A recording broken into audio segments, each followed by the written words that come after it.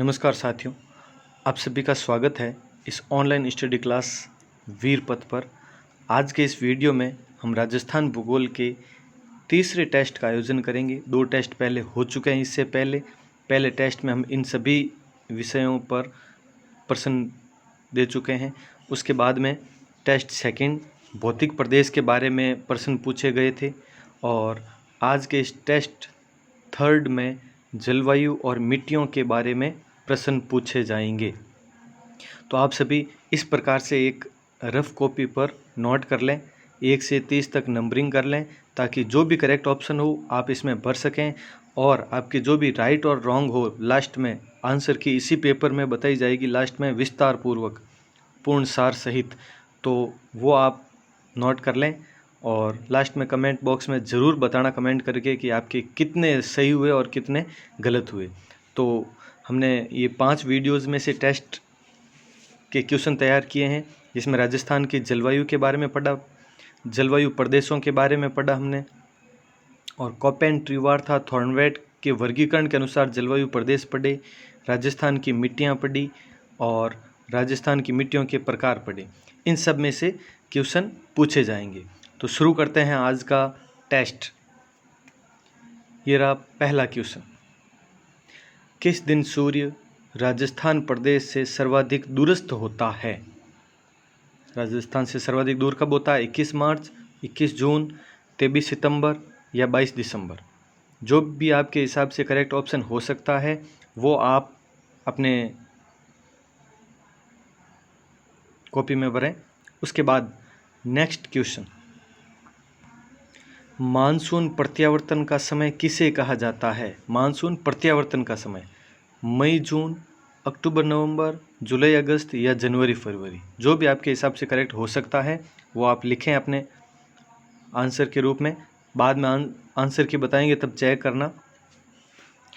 Next question, जुलाई माह में 999 millibar समदाब रेखा किन राज्यों से होकर गुजरती है? जो भी ABCD ऑप्शन दिए हुए हैं, चारों में से कौन सा क्रम ऐसा है जहां से 999 मिलीबार समदाब रेखा जुलाई माह में गुजरती है? वो अपना ऑप्शन भरना है। अगर किसी क्वेश्चन में टाइम लगता है तो स्क्रीन होल्ड कर लें, पॉज करके आराम से आंसर लिखें, उसके बाद में रिस्टार्ट कर दें। नेक्स्ट क्वेश्चन, निम्न में से असंगत चुनिए। असंगत है यानी इन चारों में से जो तथ्य गलत है वो चुनना है हमें। तो ध्यान से देख लेना आप इन चारों को। ABCD ऑप्शन, भूकंप तीव्रता मापी रिक्टर स्केल है क्या, आर्द्रता मापी हाइग्रोमीटर, तापमान मापी थर्मामीटर और वायुदाब मापी पोटोमीटर। चारों में से जो भी असंगत है वो चुनना है। नेक्स्ट, निम्न तथ्यों का सही मिलान कीजिए।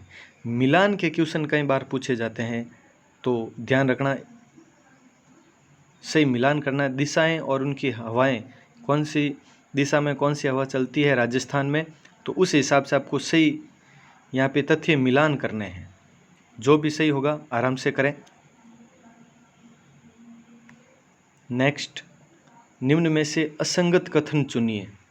सर्वाधिक तापमान चूरू में, न्यूनतम तापमान डूंगरपुर, सर्वाधिक दैनिक तापांतर जैसलमेर, सर्वाधिक वार्षिक तापांतर चूरू। चारों में से जो भी असंगत यानी गलत कथन है वो चुनना है। चारों में से ध्यान रखना, इनमें से 3 सही है और 1 गलत है जो भी है। नेक्स्ट, राजस्थान का सम जलवायु वाला जिला कौन सा है? अब बताना सम जलवायु। ध्यान से प्रश्न पढ़ना। और जैसलमेर, झालावाड़, उदयपुर और बांसवाड़ा में से कौन सा सम जलवायु वाला जिला है? क्योंकि हमने पढ़ा था राजस्थान तो विषम जलवायु वाला प्रदेश है, तो फिर कौन सा जिला ऐसा है जो सम जलवायु वाला है? नेक्स्ट, राजस्थान में पौष माह में, इन पौ महीना में, पौष माह में चलने वाली हवा क्या कहलाती है? तवा, सिली, जाला या पुरवई। जो भी सही हो सकता है वो भरें। नेक्स्ट, शुष्क जलवायु प्रदेश में किस प्रकार की वनस्पति पाई जाती है? कंटीली झाड़ियाँ, सघन, नीम, आम आदि प्रकार की वनस्पति या सवाना प्रकार की वनस्पति। निम्न में से किस प्रकार की शुष्क जलवायु प्रदेश में पाई जाती है? जो भी है भरें। नेक्स्ट, भरतपुर संभाग किस जलवायु प्रदेश में शामिल है? पूरा भरतपुर संभाग शुष्क में, शुष्क प्रदेश, अर्ध शुष्क जलवायु प्रदेश या आर्द्र जलवायु प्रदेश या अति आर्द्र जलवायु प्रदेश, किस में भरतपुर संभाग है वो भरें। नेक्स्ट, निम्न में से कौन से जिलों का क्रम अर्ध शुष्क जलवायु प्रदेश में शामिल है। अर्ध शुष्क में जो जिलों का क्रम है, 4 जिले दिए गए हैं, इन 4 जिलों में से कौन सा क्रम है वो अर्ध शुष्क जलवायु प्रदेश में शामिल है। जो भी ABCD में से आपके हिसाब से जो करेक्ट ऑप्शन है वो लिखें। नेक्स्ट, किस क्षेत्र में वर्षा सर्वाधिक होती है। उत्तरी राजस्थान, अरावली क्षेत्र, पूर्वी राजस्थान या दक्षिण पूर्वी राजस्थान। वर्षा कहाँ पर ज़्यादा होती है वो लिखें। इजी क्वेश्चन है। नेक्स्ट, कोपेन ने किस आधार पर जलवायु का वर्गीकरण किया। व्लादिमीर कोपेन के बारे में आपको बताया गया था। तो किस आधार पर जलवायु का वर्गीकरण किया। वनस्पति, वर्षा की मात्रा, तापमान का वितरण या वाष्पीकरण की मात्रा या दर। ABCD में से जो भी करेक्ट ऑप्शन है लिखें। नेक्स्ट, कोपेन के वर्गीकरण में BWHW प्रदेश का प्रतिनिधि जिला कौन सा है। BWHW का जैसलमेर, बीकानेर, बाड़मेर, नागौर। अब दोनों पे ध्यान देना, कोपेन के वर्गीकरण का करना है और BWHW का करना है। नेक्स्ट, कोपेन के जलवायु वर्गीकरण में कौन सा क्षेत्र उप आर्द्र जलवायु प्रदेश को दर्शाता है। उप आर्द्र ध्यान रखना। BSHW, CAW, CWG, AW। Next, Trewartha के जलवायु वर्गीकरण के अनुसार AW क्षेत्र का प्रतिनिधित्व जिला कौन सा है, यानी कौन सा जिला प्रतिनिधित्व करता है AW क्षेत्र का, और वो भी त्रिवार्था के अनुसार। ध्यान रखना आप, सवाई माधोपुर, नागौर, बांसवाड़ा या डूंगरपुर। जो भी करेक्ट ऑप्शन है भरे अपने हिसाब से। नेक्स्ट, थॉर्नवेट के जलवायु वर्गीकरण के अनुसार DAW क्षेत्र का प्रतिनिधित्व जिला कौन सा है, प्रतिनिधि जिला कौन सा है। तो थॉर्नवेट का और DAW का सवाई माधोपुर, नागौर, अजमेर या टोंक। जो भी है ये पूरा सार सहित बताया हुआ था आपको जलवायु के इस वीडियो में, पिछले वीडियो में बताया हुआ था पूरी डिटेल, ध्यान से समझें। नेक्स्ट, निम्न में से कौन सा जलवायु प्रदेश थॉर्नवेट ने नहीं बताया है। DAW, DBW, DCW या EAD। कौन सा थॉर्नवेट ने नहीं बताया वो लिखें आप। सिरोही जिला त्रिवार्था के किस जलवायु प्रदेश का भाग है। सिरोही जिला BSHW, CAW, BSH या BWH। ध्यान रखना, त्रिवार्था के जलवायु प्रदेश का भाग ध्यान रखना। नेक्स्ट, मिट्टी में क्षारीयता की समस्या के समाधान हेतु किसका प्रयोग किया जाता है। क्षारीयता की समस्या हेतु अभ्रक, यूरिया, जिप्सम या रॉक फास्फेट करना है। यहाँ पे ये रॉक लिखा हुआ है, इस पर ये पूरा रॉक फास्फेट समझें इसको। चारों में से कौन सा है वो क्षारीयता की समस्या के समाधान हेतु उपयोगी है। नेक्स्ट, सर्वाधिक अवनालिका अपर्दन किस जिले में होता है। अवनालिका अपर्दन यानी जल अपर्दन एक ही बात है। झालावाड़, कोटा, सिरोही, जैसलमेर। कहाँ पर होता है नोट करें। नेक्स्ट, किस मिट्टी के कण मोटे होने के कारण जल धारण की क्षमता कम होती है। मिट्टी के कण मोटे होने के कारण जल धारण की क्षमता कम।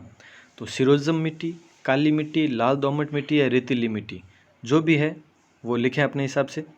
नेक्स्ट, भूरी कछारी मिट्टी किन जिलों में पाई जाती है।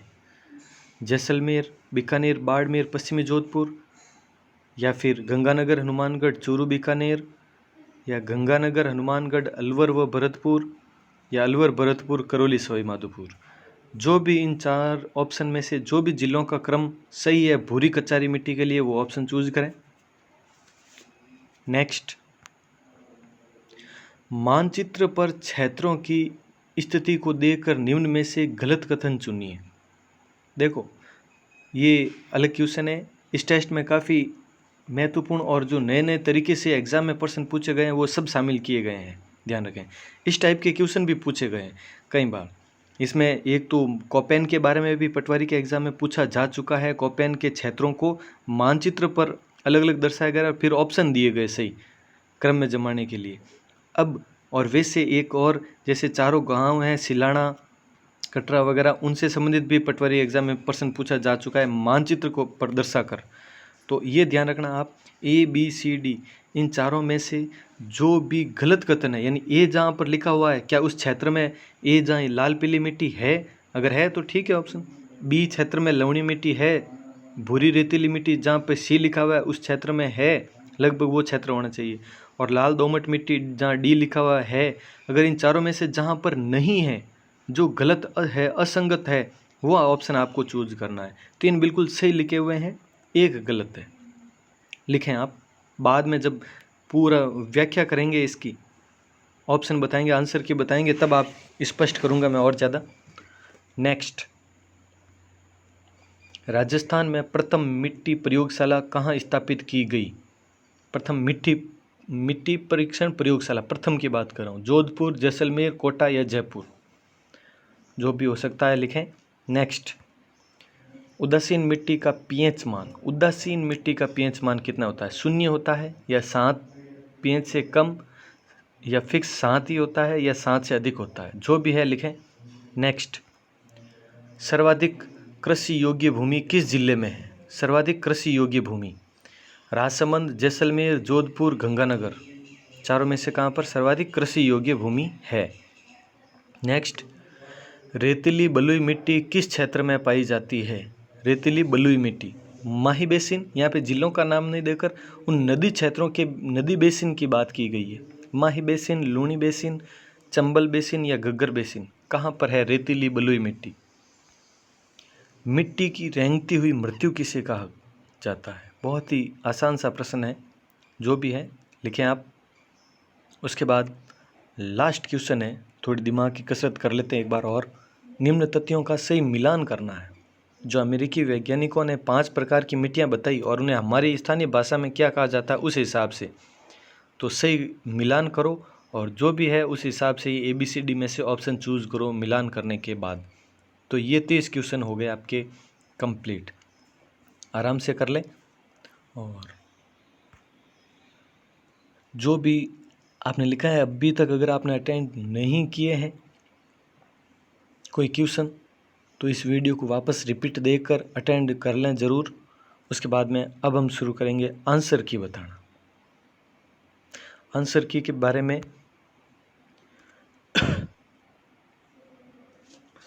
तो शुरू करते हैं अब आंसर की। पहला क्वेश्चन,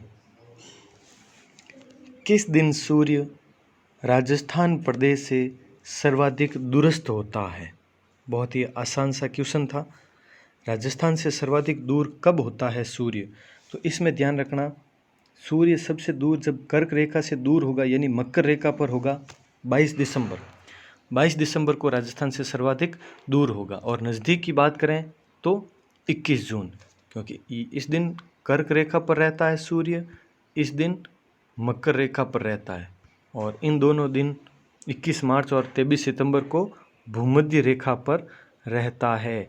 मतलब इस दिन रात और दिन बराबर होंगे। इन दोनों दिन यहाँ पर दिन बड़ा होगा, रात छोटी होगी, और यहाँ पर रात लंबी होगी और दिन छोटा होगा। ये पूरा व्याख्यान बताया हुआ है, आपके पहले चैप्टर में भी बताया हुआ है, और अभी जब जलवायु का किया था पहले दिन उस दिन भी बताया हुआ है। तो 22 दिसंबर करेक्ट होगा। नेक्स्ट, मानसून प्रत्यावर्तन का समय किसे कहा जाता है? मानसून प्रत्यावर्तन का समय, तो अभी जो पिछले वीडियो में अभी बताया है मैंने आपको, यहाँ पर 23 सितंबर को भूमध्य रेखा पर होता है, 21 मार्च को, यानी 23 सितंबर के बाद वाले समय को, यानी यहाँ पर करेक्ट होगा आपके अक्टूबर नवंबर, यानी अक्टूबर से दिसंबर तक होता है, लेकिन ऑप्शन के आधार पर यहाँ पर अक्टूबर नवंबर है, तो बिल्कुल सही है।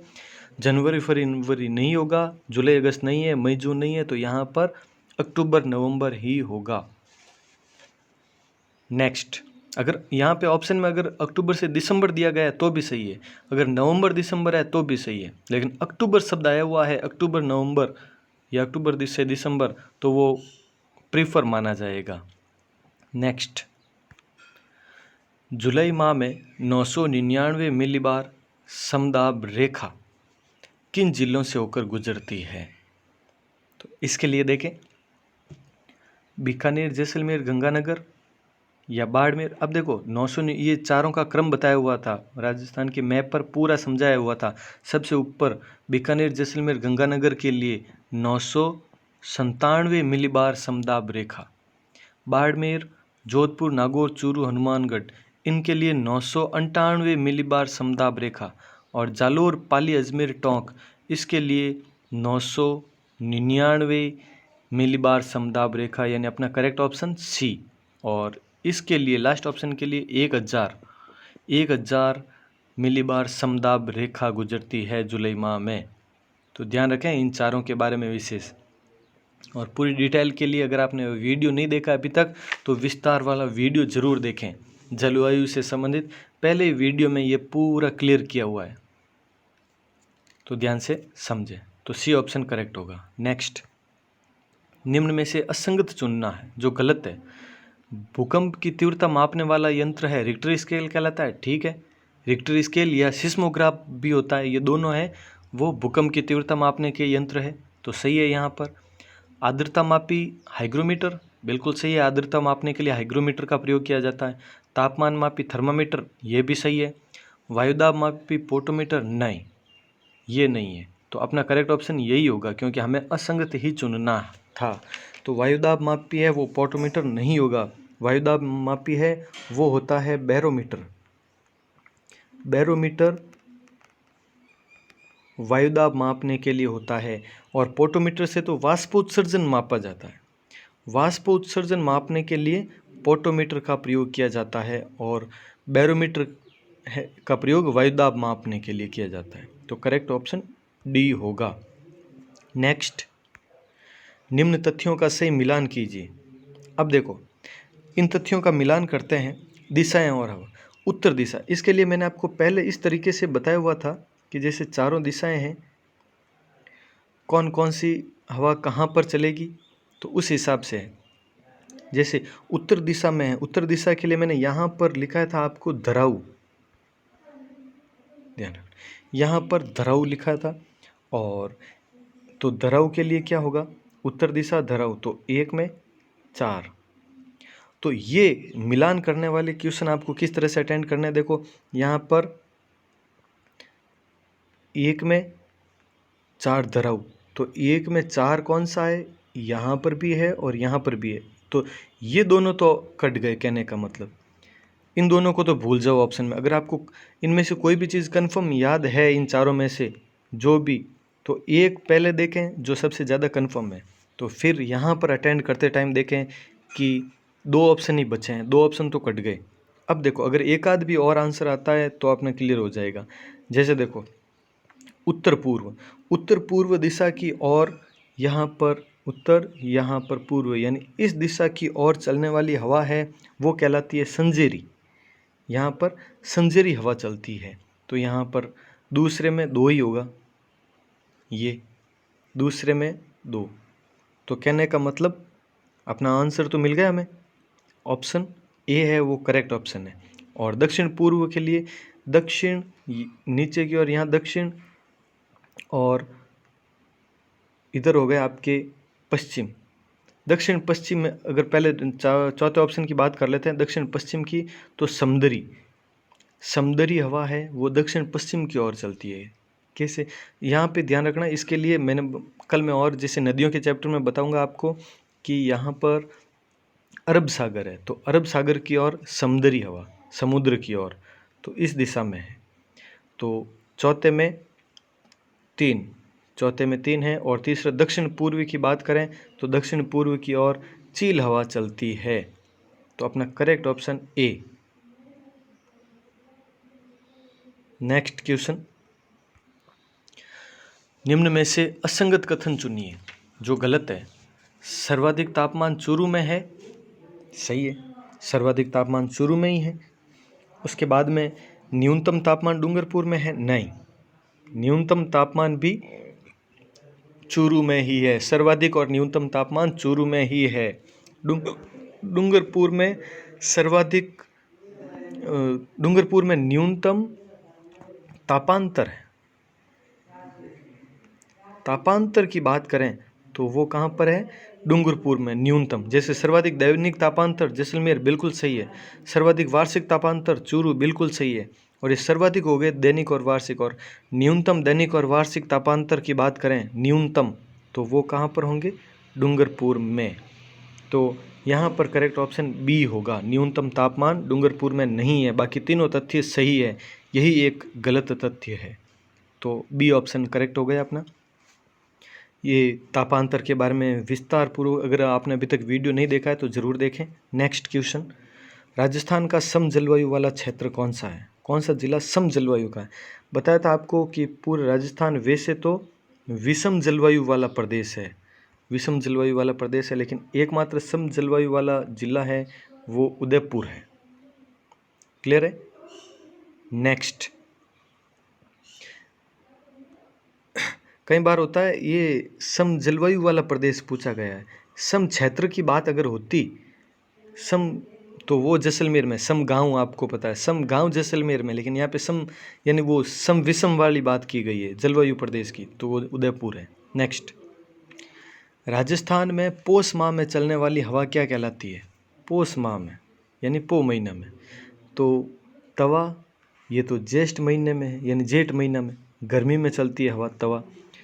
सिली करेक्ट ऑप्शन है अपना, पोष माह में चलने वाली हवा सिली कहलाती है। झाला किसे कहते हैं? तो झाला वाष्प कणों के साथ में चलने वाली हवा झाला कहलाती है। और पूर्वाई बंगाल की खाड़ी से आने वाली जो मानसूनी हवाएं हैं वो पूर्वाई कहलाती है, या परवाई कहते हैं हम जिसको। तो अपना करेक्ट ऑप्शन सिली, बी ऑप्शन। नेक्स्ट, शुष्क जलवायु प्रदेश में किस प्रकार की वनस्पति पाई जाती है? शुष्क जलवायु प्रदेश में बहुत ही आसान क्वेश्चन, कंटीली झाड़ियाँ आदि, क्योंकि शुष्क है तो वहाँ पे सघन, तो जहाँ पे घनी वनस्पति हो बहुत ज़्यादा, जैसे दक्षिणी और पूर्वी क्षेत्रों में, सवाना जहाँ पर बारिश ज़्यादा हो, हाड़ौती क्षेत्र में जैसे वहाँ पर है। नीम आदि, नीम आम वगैरह है वो पूर्वी मैदानी क्षेत्रों में ज़्यादा है। आंध्र प्रदेश में अगर शुष्क की जगह आर्द्र होता तो ये कर सकते थे हम। और वैसे नीम वगैरह हमारे क्षेत्रों में भी है, लेकिन ज़्यादातर की बात की गई, अधिकतर कहाँ पर है? यहाँ पे ज़्यादातर कंटीली झाड़ियाँ हैं, खेजड़ी है, कैर है, बैर है आदि प्रकार की वनस्पति पाई जाती है। मृस्थलीय वनस्पति कह सकते हैं हम इनको। नेक्स्ट, भरतपुर संभाग किस जलवायु प्रदेश में शामिल है? भरतपुर संभाग बहुत आसान है, भरतपुर संभाग है वो आर्द्र जलवायु प्रदेश में शामिल है। क्योंकि जलवायु प्रदेशों को अगर ध्यान से समझें तो मैप पर जिस तरीके से आपको बताया गया था, यहाँ पर देखो इस क्षेत्र में है भरतपुर संभाग, और यहाँ पे अति आर्द्र, और ये क्षेत्र ही था आर्द्र, तो आर्द्र में आ गया भरतपुर संभाग पूरा। तो इस तरीके से ये आर्द्र क्षेत्र भरतपुर संभाग। नेक्स्ट, कोटा संभाग आता तो यहाँ पर है। नेक्स्ट, जितने भी जो क्वेश्चन है इस हिसाब से जो जलवायु प्रदेश है वो देखें आप।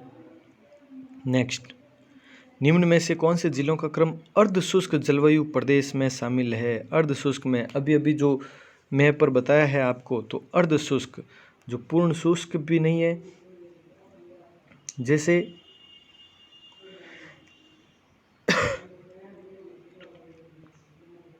देखिए क्वेश्चन पे ध्यान दें, मैप जैसा भी बना है यही है। तो देखें जैसलमेर, गंगानगर, पाली, बाड़मेर। अब पहले तो अर्ध शुष्क जलवायु प्रदेश कौन सा है वो देखें। ये तो हो गया शुष्क और यहाँ तक है अर्ध शुष्क, तो अब पता चल जाएगा सबको लगभग। जैसलमेर है यहाँ पर, तो क्या ये अर्ध शुष्क में है? नहीं। तो जैसलमेर को देखते ही अपना पहला ऑप्शन कट गया। बाकी गंगानगर ठीक है, थोड़ा सा भाग है गंगानगर का आधा, पाली भी है यहाँ पर, और बाड़मेर का दक्षिणी भाग है, लेकिन जैसलमेर नहीं है, तो ये ऑप्शन कट गया। दूसरा, चूरू जो यहाँ पर है, इस जगह पर। पाली यहाँ पर है। जोधपुर इसका पूर्वी भाग है। सीकर यहाँ पर है। तो बिल्कुल सही है, बी ऑप्शन अभी तक परफेक्ट है। नागौर सी ऑप्शन में देखें, नागौर यहाँ पर है, बिल्कुल है। सीकर है बिल्कुल। जयपुर और बूंदी इधर आ जाएगा, तो सी ऑप्शन भी नहीं, क्योंकि जयपुर बूंदी शब्द आ गया। इसमें पाली है, कोटा नहीं आएगा, कोटा देखते इधर चला जाएगा। सिरोही का थोड़ा सा इधर है ये, और जालोर है, लेकिन कोटा नहीं। तो कहने का मतलब इस तरह से आपसे ऑप्शन चूज करने हैं और अपना बी ऑप्शन करेक्ट। नेक्स्ट, किस क्षेत्र में वर्षा सर्वाधिक होती है? सर्वाधिक वर्षा बताया था दक्षिण पूर्वी राजस्थान, जो कोटा संभाग है, हाड़ौती प्रदेश है, और जिला पूछे तो झालावाड़ है, तो वो सब कहाँ पर है? दक्षिण पूर्वी राजस्थान में है। तो करेक्ट ऑप्शन डी, दक्षिण पूर्वी राजस्थान। अगर न्यूनतम सर्वाधिक की जगह न्यूनतम आती तो क्या करते हम यहाँ पर? इसमें से जो ऑप्शन है, जैसे पूर्वी राजस्थान में 50 से 80 सेंटीमीटर है, अरावली क्षेत्र में 50 से 90 है, और ये दक्षिण पूर्वी राजस्थान तो 80 से 120 तक है, 80 से 120 तक है। और उत्तरी राजस्थान में हालांकि कमी है, उत्तरी राजस्थान में उत्तरी पश्चिमी आता तो सबसे कम होता। तो उत्तरी राजस्थान यहाँ पर करेक्ट ऑप्शन है। लगभग 20 के आसपास, 20 सेंटीमीटर के आसपास होती है, और पूरा मरुस्थलीय प्रदेश देखें तो वहाँ पे 50 सेंटीमीटर से कम बारिश होती है। नेक्स्ट, कोपेन ने किस आधार पर जलवायु का वर्गीकरण किया? देखो, तीनों ने किया था, कोपेन, ट्रिवार्था और थॉर्नवेट। तो सबसे पहले कोपेन ने किया था वनस्पति के आधार पर। उसके बाद में जब ट्रिवार्था ने किया, तो ट्रिवार्था ने वनस्पति और वर्षा की मात्रा दोनों को आधार मानकर वर्गीकरण किया। और बाद में जब थॉर्नवेट ने किया, थॉर्नवेट के वर्गीकरण में ये चारों शामिल थे, ये वनस्पति, वर्षा की मात्रा, तापमान का वितरण, वाष्पीकरण की मात्रा या दर। थॉर्नवेट ने इन चारों को माना। नेक्स्ट क्वेश्चन, कोपेन के वर्गीकरण में BWHW प्रदेश का प्रतिनिधि जिला कौन सा है? BWHW का कोपेन के अनुसार, जो कोपेन ने बताया है, तो उसके अनुसार बीकानेर करेक्ट होगा। बीकानेर जिला है वो BWHW का प्रतिनिधि जिला होगा। ट्रिवार्था ने जो बताया था BWH, सिर्फ W नहीं लिखा था उसने लास्ट में, तो उसका जैसलमेर बताया था ट्रिवार्था ने, लेकिन कोपेन ने बीकानेर को बताया था। ध्यान रखना, ये करेक्ट है, बीकानेर। नागौर नागौर का कौन सा है? BSHW, BS होता है यहाँ पे, इस W की जगह S, तो BSHW का नागौर होता, इसका नागौर, लेकिन BWHW है तो बीकानेर है। नेक्स्ट, कोपेन के जलवायु वर्गीकरण में कौन सा क्षेत्र उप आर्द्र जलवायु प्रदेश को दर्शाता है? उप आर्द्र को CWG क्षेत्र है, वो कोपेन ने बताया था, और वो भी किस में? उप आर्द्र जलवायु प्रदेश में, जिसका प्रतिनिधि जिला भी टोंक बताया था कोपेन ने, हमने पढ़ा था ये पूरा। ये तो सबसे दक्षिणी भाग हो गया, ये उष्णकटिबंधीय आर्द्र जलवायु प्रदेश में पड़ा था, और ये मरुस्थलीय प्रदेश, मध्यवर्ती प्रदेश पड़ा था, नागौर जिसका प्रतिनिधि जिला था। और ये तो ट्रिवार्था ने बताया था, कोपेन ने बताया ही नहीं था CAW, तो अपना करेक्ट ऑप्शन CWG। नेक्स्ट, ट्रिवार्था के जलवायु वर्गीकरण, ट्रिवार्था की बात हो रही है अब, तो इसके जलवायु वर्गीकरण के अनुसार AW क्षेत्र का प्रतिनिधित्व जिला कौन सा है? कौन सा प्रतिनिधित्व करता है किस जिले को? AW क्षेत्र की बात की गई है, तो AW का डूंगरपुर होगा। AW ट्रिवार्था के अनुसार, ध्यान रखना, डूंगरपुर होगा।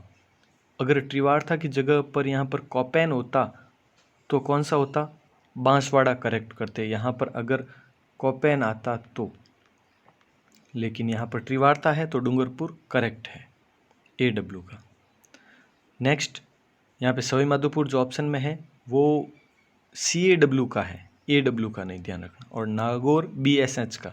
नेक्स्ट, थॉर्नवेट के जलवायु वर्गीकरण के अनुसार DAW का प्रतिनिधित्व जिला कौन सा है? डब्ल्यू। इसके लिए मैंने वीडियो में शॉर्ट ट्रिक बताई थी आपको। DAW मतलब डायरेक्ट अजमेर वाला क्षेत्र, डायरेक्ट अजमेर वाला क्षेत्र।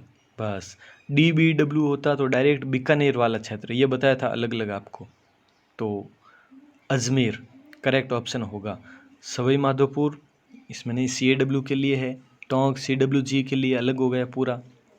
तो यहाँ पे करेक्ट अजमेर है, कोई ऑप्शन दूसरा हो ही नहीं सकता। नेक्स्ट, निम्न में से कौन सा जलवायु प्रदेश थॉर्नवेट ने नहीं बताया? थॉर्नवेट ने जो नहीं बताया, DAW, DBW, DCW या EAD। तो करेक्ट क्या है? DCW। DAW बताया था मैंने, डायरेक्ट अजमेर वाला क्षेत्र, डायरेक्ट बीकानेर वाला क्षेत्र, और EAD ईद से संबंधित और जैसलमेर प्रतिनिधित्व जिला है। ये तीनों बताए थे थॉर्नवेट ने, लेकिन ये नहीं बताया था। तो C ऑप्शन है वो अलग है इन सब से। नेक्स्ट, सिरोही जिला त्रिवार्था के किस जलवायु प्रदेश का भाग है? सिरोही जिला। तो देखो, त्रिवार्था की बात है तो यहाँ पर सबसे पहले CAW की बात करें तो CAW पूरी तरह से अलग हो जाता है, वो पूर्वी मैदानी भाग वगैरह हो जाता है। तो इसमें तो नहीं है, सिरोही जिला है ही नहीं।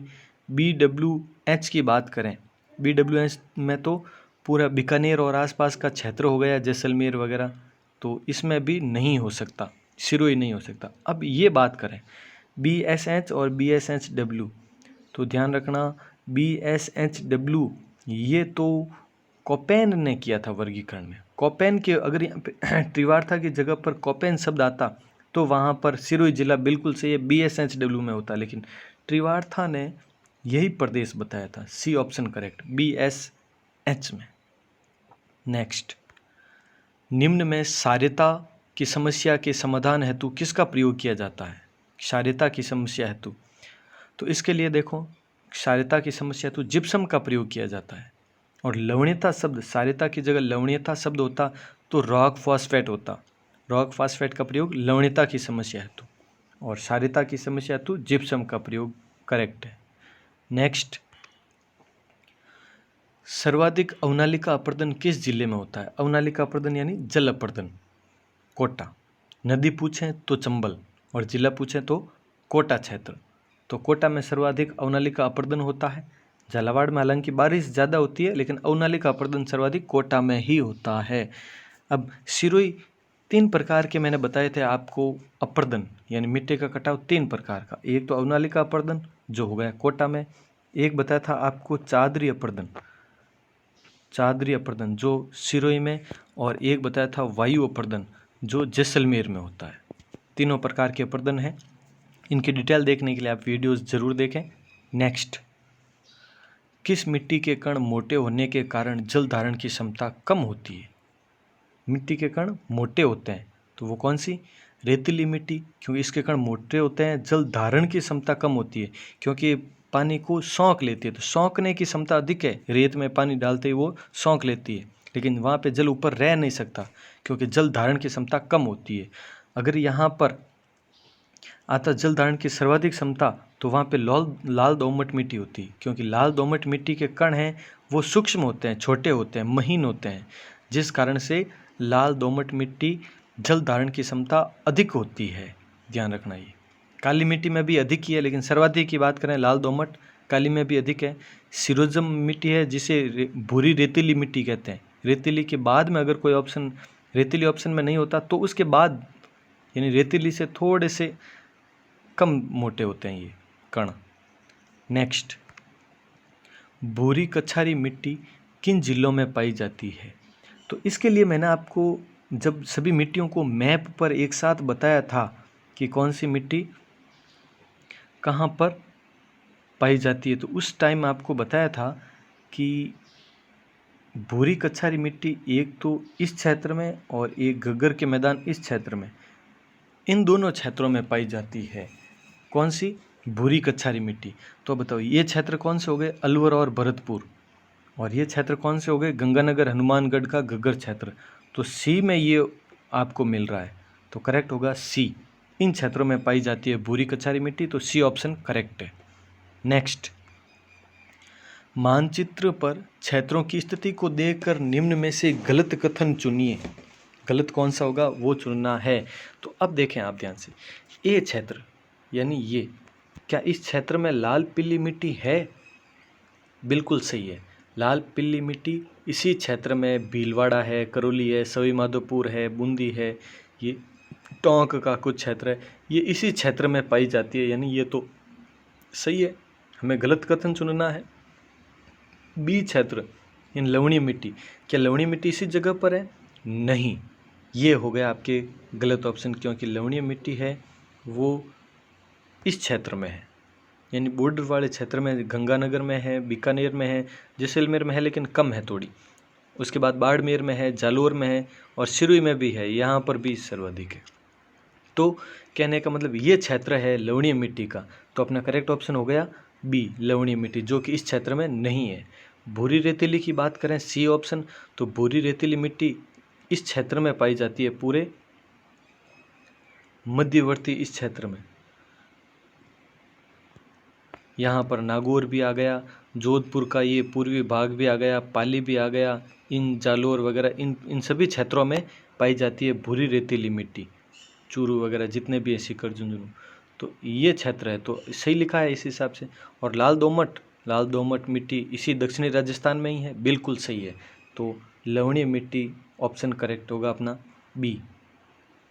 तो इस हिसाब से ये मैप वाले क्वेश्चन आगे वाले टेस्ट में भी कंटिन्यू पूछे जाएंगे, ध्यान रखें, क्यों एग्जाम के लिहाज से बहुत इंपॉर्टेंट है। नेक्स्ट, राजस्थान में प्रथम मिट्टी परीक्षण प्रयोगशाला कहाँ स्थापित की गई? तो सबसे पहले मिट्टी परीक्षण प्रयोगशाला है वो जोधपुर में स्थापित की गई थी। और कब पूछें तो 1958 में, जोधपुर में 1958 में प्रथम मिट्टी प्रयोगशाला स्थापित की गई थी। क्योंकि अब तो काफ़ी हो चुकी है, जो पिछला आंकड़ा आया था उस हिसाब से तो 20 हो चुकी है, 20 मिट्टी प्रयोगशालाएं राजस्थान में हो चुकी है, जिसमें 8 तो स्थायी है, 8 प्रयोगशालाएं हैं वो तो स्थायी है और 12 है वो अस्थायी है। तो उस हिसाब से आप देख लें, प्रथम आता है एग्जाम में तो प्रथम जोधपुर में। नेक्स्ट, उदासीन मिट्टी का पीएच मान कितना होता है? उदासीन मिट्टी का पीएच मान तो उसका होता है 7, एग्जैक्ट 7 है जिसका पीएच मान, वो उदासीन मिट्टी होती है। अब 7 से कम की बात करें तो वो अम्लीय मिट्टी हो जाती है, जिसका पीएच मान 7 से कम हो वो अम्लीय मिट्टी हो जाती है, और अगर 7 से अधिक हो तो वो मिट्टी हो जाती है क्षारीय मिट्टी। ये पीएच मान के आधार पर मिट्टियों के 3 प्रकार पढ़े थे हमने, उदासीन मिट्टी, अम्लीय मिट्टी और क्षारीय मिट्टी, तो ध्यान रखें इनके बारे में भी। नेक्स्ट क्वेश्चन, सर्वाधिक कृषि योग्य भूमि किस जिले में है? सर्वाधिक कृषि योग्य भूमि, तो सबसे ज़्यादा कृषि योग्य भूमि है वो गंगानगर में है, क्योंकि नहरी क्षेत्र है, नहरों के कारण कृषि योग्य भूमि ज़्यादा हो गई। इंदिरा गांधी नहर हो, गंगा नहर हो, सभी राजस्थान नहर हो, काफ़ी प्रसिद्ध है वहाँ पर। तो गंगानगर क्षेत्र में कृषि योग्य भूमि की बात करें, अगर बंजर भूमि का है सर्वाधिक तो जैसलमेर में है, अगर बंजर भूमि का क्वेश्चन आता तो, या फिर सर्वाधिक परत या प्रति भूमि आता कि पड़त है भाई, तो वो कहाँ पर है? जोधपुर में है। और राजसमंद में तो सर्वाधिक व्यर्थ पठारी भूमि राजसमंद में है, व्यर्थ पठारी भूमि राजसमंद, पर जोधपुर, बंजर भूमि जैसलमेर और कृषि योग्य सर्वाधिक भूमि गंगानगर। नेक्स्ट, रेतीली बलुई मिट्टी किस क्षेत्र में पाई जाती है? रेतीली बलुई मिट्टी, तो देखो माही क्षेत्र ये तो दक्षिणी राजस्थान में हो गया, और वहाँ पे रेतीली या बलुई मिट्टी का कोई स्थान ही नहीं है, तो ये तो ऑप्शन में हट ही गया। चंबल नदी दक्षिण पूर्वी राजस्थान है, तो उसके लिए ये ऑप्शन हो ही नहीं सकता, क्योंकि वहाँ पे रेतीली बलुई मिट्टी दूर दूर तक नहीं है, तो ये 2 ऑप्शन तो कट गए अपने। बात रही है अब घग्गर बेसिन है ऊपर, हनुमानगढ़ और गंगानगर 2 जिलों का कुछ एक क्षेत्र है, वही घग्गर बेसिन में है।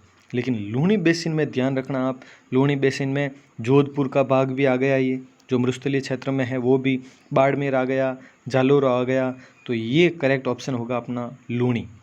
तो थोड़ा सा ध्यान से समझें, लूणी करेक्ट ऑप्शन होगा। नेक्स्ट, मिट्टी की रेंगती हुई मृत्यु किसे कहा जाता है? सूखा, बाढ़, तेज हवा। बाढ़ के कारण मृदा अपरदन होता है, तेज़ हवा के कारण मृदा अपरदन होता है। लेकिन मिट्टी का कटाव ये मृदा अपरदन है, यही मिट्टी की रेंगती हुई मृत्यु कहलाता है। किसानों का शत्रु, प्रथम शत्रु, किसानों का प्रथम शत्रु मृदा अपरदन, मिट्टी की रेंगती हुई मृत्यु मृदा अपरदन, या कृषि का क्षय रोग, कृषि का क्षय रोग है वो भी मृदा अपरदन ही कहलाता है। तो ये हो गया। अब लास्ट क्वेश्चन ध्यान से समझें। निम्न तथ्यों का सही मिलान करना है। मिट्टियाँ, कौन सी मिट्टी कहाँ तक क्या है वो ध्यान से समझें आप। सबसे पहले तो अल्फीसॉल्स, अल्फीसॉल्स मतलब जलोढ़ मिट्टी, पहला ऑप्शन अल्फीसॉल्स यानी जलोढ़ मिट्टी। तो एक में चार, एक में चार, यानी ये दोनों ऑप्शन तो कट गए अपने, ये दोनों तो फिर अगर आपको कंफर्म पता है कि अल्फीसॉल्स है वो जलोढ़ मिट्टी को कहते हैं तो ये दो ऑप्शन तो आप हटा ही लें, फिर दो ऑप्शन में से ही चूज़ करना है आपको। अब कैसे, एरिडीसॉल्स की बात करें तो एरिडीसॉल्स है वो शुष्क मिट्टी को कहते हैं।